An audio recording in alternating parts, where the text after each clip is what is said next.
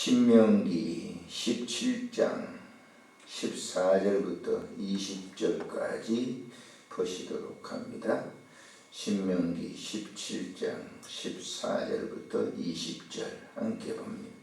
내가 내 하나님 여호와께서 내게 주시는 땅이 이르러 그 땅을 차지하고 거주할 때에 만일 우리도 우리 주위의 모든 민족들 같이 우리 위에 왕을 세워야겠다는 생각이 나거든 반드시 내 하나님 여호와께서 택하신 자를 내 위에 왕으로 세울 것이며 내 위에 왕을 세우려면 내 형제 중에서 한 사람을 할 것이요 내 형제 아닌 타국인을 내 위에 세우지 말 것이며 그는 병마를 많이 두지 말 것이요 병마를 많이 얻으려고 그 백성을 애국으로 돌아가게 하지 말 것이니 이는 여호와께서 너희를 이르시기를 너희가 이후에는 그 길로 다시 돌아가지 말 것이라 하셨으며 그에게 아내를 많이 두어 그의 마음이 미혹되게 하지 말 것이며 자기를 위하여 은금을 많이 쌓지 말 것입니다.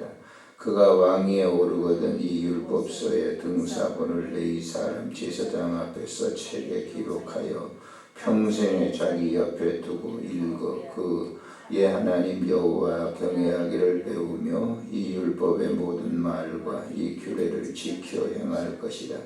그리하면 그의 마음이 그의 형제 위에 교만하지 아니하고 이 명령에서 떠나 좌로나 우로나 치우치지 아니하리니 이스라엘 중에서 그와 그의 자손이 왕위에 있는 날이 장구하리라. 아멘. 가나안 땅에 들어가서 이스라엘 백성들이 행해야 될 일들 가운데 여러 가지 이제 규례를 말씀하시면서 절기도 말씀하시고 구별된 자에 대한 말씀도 주시고 그 안에 들어가서 그곳에 들어가서 행해야 될 여러 가지 일들을 주시면서 이제 필요에 따라 왕을 세우게 될 때 어떤 사람을 세워야 되는가 하는 그런 문제를 다루고 있습니다. 물론 모세가 있을 때는 부족 그 시대였죠. 부족들이 이런 국가 형태를 이루지 않는 그런 형태였지만은 모세는 하나님께서 주신 이 말씀을 통해서 앞으로 이 이스라엘 나라는 부족보다는 국가 형태가 이루어질 것이다 라고 하는 것을 이렇게 다 예견해 보셨죠. 하나님께서 그에게 말씀한 글을 보면 이스라엘에 이제 왕을 세워서 그 국가 형태가 됐을 때 왕을 어떤 사람을 세워야 되는가 아시겠지만은 사울을 왕으로 세웠고 다음 솔로몬 다윗을 이어지면서 이스라엘과 이제 남쪽 유다 나라가 이제 국가 형태로서 이렇게 나가게 되죠. 근데 우리가 성경을 통해서 아시겠지만은 이스라엘 백성들이 왕을 세웠을 때 특별히 두드러지게 나타나는 것은 남쪽 유다 나라죠. 이 말씀대로 그 왕들이 등극을 하고 왕이 통치를 했을 때 그 나라가 이제 태평성세, 태평한 나라가 됐지만은 이 말씀에 불순종해서 왕이 되어질 때 그 나라가 피폐화되고 매우 어려웠던 것을 우리가 역대기를 통해서 찾아볼 수가 있죠. 그래서 14절부터 이 17절 있는 말씀에 보면 왕을 세울 때에 어떤 인물을 세워야 되는가, 그 왕은 어떻게 해야 되는가. 절대적으로 왕을 세울 때는 하나님이 택한 자를 세워라 라고 하는 거예요. 사람에 의해서 세운 게 아니라 하나님께서 택한 자를 세워야 되는데 그 사람들은 병마, 군사력에 그 모든 것을 두어서는 안 된다라고 하는 것을 얘기합니다.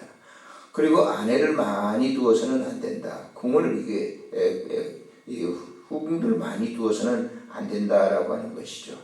그래서 그 군사를 의지하게 되게 되면 실패를 하게 되는 것을 우리가 다윗을 통해서도 배우고 여러 왕들을 통해서 배웁니다. 또 특별히 이 왕후를 많이 두어가지고 실패했던 솔로몬을 통해서 이렇게 배우게 되죠. 그러면서 18절 이하에 왕은 어떻게 백성들을 통치해야 될 것인가 가장 먼저 해야 될 일이 18절에 있는 말씀인데 그가 왕위에 오르거든 그랬어요. 이 율법서를 지금 이 모세가 말씀을 전하는 이 율법서 등사본을 레위 사람 제사장 앞에 책에 기록하여 그랬습니다. 레위 사람들이 책에 기록한 이 율법서를 낭독하도록 하고 그 옆에 두어서 하나님 여호와 경외하기를 배운다. 그 율법서는 하나님을 어떻게 경외하고 섬겨야 되는 아주 기본적인 그런 이 책이기 때문에 삶의 전체적인 모든 것이지만은 왕이 어떻게 나라를 통치해야 되고 어떻게 백성들을 다스려야 되는 그런 아주 기본적인 수칙이 기록되어 있는 이 율법서를 옆에 두어서 읽게 하라 그랬어요. 19절에 보니까 자기 옆에 두어 왕 옆에 두어서 그의 하나님 여호와 경외하기를 배우고 율법의 모든 말과 이 규례를 지켜 행하도록 해야 된다. 그렇게 하게 되면 20절에 그의 마음이 그의 형제 위에 교만하지 않을 것이고 그랬어요. 사람이라고 하는 것은 이 인간이 어떻게 살아야 되고 어떻게 통치를 해야 되는가는 기준적인 하나님의 말씀이 없으면 자행자의 마음대로 행하게 되는 것이죠.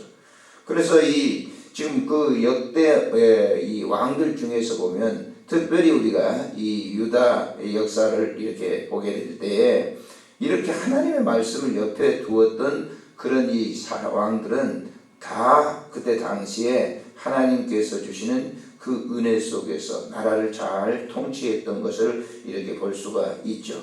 그래서 그 가운데 그 역대 왕들 가운데 다윗과 같은 이 왕, 다윗은 하나님의 말씀을 주야로 묵상하고 하나님의 말씀 시편 19편에 보면은 하나님의 말씀을 가장 귀중하게 송이꿀처럼 달도다. 그럴 정도로 하나님의 말씀을 애독하고 그 하나님의 말씀을 옆에 두었던 것을 볼 수가 있어요. 그래서 그 역대기 왕들의 역사를 이렇게 보게 되면 우리가 히스기야라든지 아사 왕이라든지 또 요시야 왕이라든지 이런 왕들을 이렇게 보게 되면 그들은 여호와의 율법책을 창고에 떴던 것, 보지 않았던 것, 그걸 다시 찾아내어 가지고 그것을 왕 앞에 읽게 하고 왕은 그 백성들에게 그 율법서를 낭독하도록 했던 것을 볼 수가 있어요. 요시야도 그랬고 히스기야 왕도 그랬죠. 그래서 이 왕들이 등극할 때는 뭐라고 얘기했냐면 그의 선왕 다윗과 같이 정직히 행하여 이런 말씀이 있어요.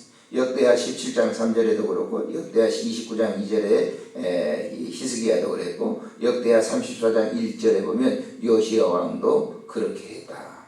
그래서 그때 그 왕들이 나라를 통치할 때 그때의 주변에 있는 모든 나라들을 정복하고 대적들을 물리치고 나라에 평안을 주었던 그런 역사를 우리가 보게 됐죠.